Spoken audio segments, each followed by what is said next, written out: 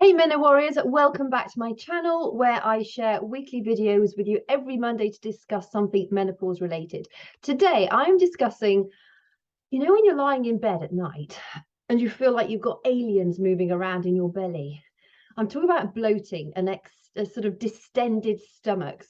This is a complaint that so many ladies struggle with, and I think often we don't relate it to the menopause, but quite often it is down to the menopause. So that's what I'm going to be chatting about today. Be really interested to hear, do you get bloating? Do you have more gas? Do you get more constipation? Let's chat about it, because these things shouldn't be embarrassing, and we all have a certain motility, and whether it comes easily or not so easily, there are things that you can do to correct it. So if it's the first time you've come across me, I help instill belief in you that you can actually thrive through the menopause rather than just survive or literally claw your way through it. I have nothing against hormone replacement therapy. I cannot talk about that myself because I've never taken it. All I'm doing is sharing the experiences that have worked really well for me and also the ladies that I work with in my health and wellness community. So there's a lot of us. The systems work that we use, they are not completely foolproof. I still have hot flushes. I've got terrible brain fog at the moment because I've got so many things going on. We are not invincible, and the idea is not to be perfect. The idea is just to do the best that we can, given the resources that we've got. So I thought I would go over bloating because I know it's something that I've experienced and loads of other ladies that I talk to experience. And this isn't I'm talking about the bloating that you're getting at night time. So you're waking up and you're thinking, oh my goodness, you feel your stomach and it's like you've got aliens in it, or you've got hillocks growing in it and you can actually move them around, and it is that gas. Well, one of the main reasons for that is the changing hormones, obviously down to the menopausal hormones. So it's the falling levels of estrogen that's actually slowed down our motility. There are other things that we ought to take into consideration as well. As our estrogen levels fall, our cortisol levels, one of our stress hormones, tends to rise. And we can also, the mucous membranes inside our bodies start to atrophy and dry up, and the joys. And this can all lead to like a weakening of the lining of our digestive system, a sensitivity to our digestive systems. We can even start to develop food intolerances or sensitivities that we may not have had beforehand. So there's a multitude of things that might be going on, but generally estrogen on the whole will slow down how things are going through or how things are passing through your body. Now, you hear me talk a lot about eating more vegetables. The more fiber that we can eat, generally the better, as long as you don't have an irritable bowel or something along those lines where you have to be careful with fiber. But on the whole, I talk a lot about cruciferous vegetables because they contain a compound called DIM, which really helps us through the menopause. It can help to subdue hot flashes or flushes. It just helps us reduce so many different aspects of the menopause. But cruciferous vegetables also can lead to bloating in certain people, particularly if you are new to eating a lot of fiber. You might find that you're quite uncomfortable. So if you are doing really well and you're adding more vegetables and fruit to your daily diet, and I say diet as in food that you eat, not diet as in restriction, make sure that you're also drinking plenty of water and that you're moving. Exercise, again, will help everything process through faster. So you want to be adding the fiber, but doing movement and also drinking more water also to make sure that it goes through easily. Now, if you have been eating cruciferous vegetables for a while and you're still getting a lot of bloating, you can back off a little, eat things that are not quite so fiber filled, but you can get a DIM supplement from your health shop. So you're still going to be getting the benefits of eating the cruciferous vegetables without so much of the bloating. I recommend that everybody who has bloating follows a food diary. You might find that you've got sensitivities that you've developed over the last few years that you didn't have before. That might be oats. It could be you're more sensitive to sugar or processed foods. It could be gluten. If you drink beer, it could be that you need to drink gluten-free beer. I know a lot of people will say, well, just go teetotal. A lot of people don't want to go teetotal. A lot of people like social drinking. So I think, you know, we have to sort of try and put this into a larger context of how we can incorporate the lifestyles that we enjoy, but also try and avoid some of the bloating that comes with that. You could just drink more wine. That's gluten-free. So, you know, maybe change your drinking habits, or try it for a short period of time to see if you notice a reduction in the gas that you're getting. Now, as a sports massage therapist, and I work or have worked previously in hospice before, when people are going through chemotherapy, often they get really, really constipated. It really slows down how the digestive system works. So I've dealt with a lot of people who have got serious constipation. One of the best things that you can do when you're lying in bed, first of all, I'd say get up and have a wee. Most of us need to get up and have a wee anyway, particularly if you're drinking enough water during the day. Get up and move. That in itself will help the gas that's trapped help to move around in your belly, and you'll find that it'll start to come out.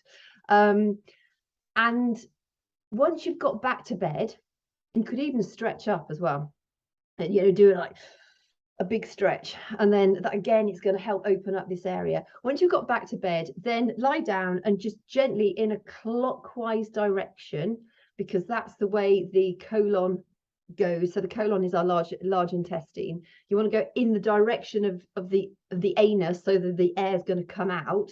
So basically gently in a clockwise direction, just smooth your hand over your belly around, and just go round and round a few times. And then once you've done that a few times, pretend that's your belly, because otherwise you can't really see mine. You can do small circular movements as well, going in a clockwise direction. Don't try and work out whether I'm going in a clockwise direction here or not. Am I? I don't think I am. It's all back to front either, so that makes it even more complicated. But make sure it's in a clockwise direction, and you're just doing small little circular movements around the sort of the outside of your belly. You'll find that things are going to start to move. You might not get everything. Don't try and like scoop and pull it all round. The stomach, the digestive system's incredibly good. It will start to push the gas through for you, but just know that by doing gentle massage, you're going to encourage the movement of that gas as well. You might need to go dairy free. In fact, I did this for the first time ever today. I had Greek yogurt on toast instead of butter. Now, I know Greek yogurt is still dairy.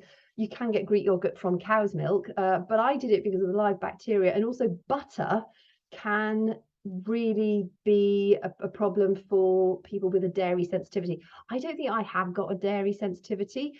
A lot of people will write and say, all of us have got a dairy sensitivity, just to varying degrees. But maybe try Greek yogurt. I know it sounds really random. Greek yogurt on toast. It's actually really, really nice with no butter. I did add an egg on top with a few spices and an avocado, half an avocado as well. It made a really, really nice meal. But just give that a try. It's nice flavour. I actually thought the flavour combination was really, really good. You could drink kombucha. You want things that are going to promote gut health. Kombucha is full of healthy bacteria. It's dead easy to eat. You could make your own kefir. I make my own kombucha. It's a lot cheaper than the shop bought stuff and a lot healthier. My sugar content is really, really low in my kombucha. I ferment it for quite a long time. I use all sorts of different flavorings. Once I've bottled it, or once I go through like a 2 process. So I ferment it, and then I flavor it for a few days, and then I bottle it. It is divine. It's lovely. So if you're sort of keen on kombucha brewing, send me a message, because my free group isn't active at the moment. I'm not going in there actively running sessions. However, there's loads of information in there for you, so you're more than happy to have a look around there. And you know, it's day 1 through till day 14 or 15 that we did, so you can always go in there and have a look. Make sure you're moving regularly, plenty of water.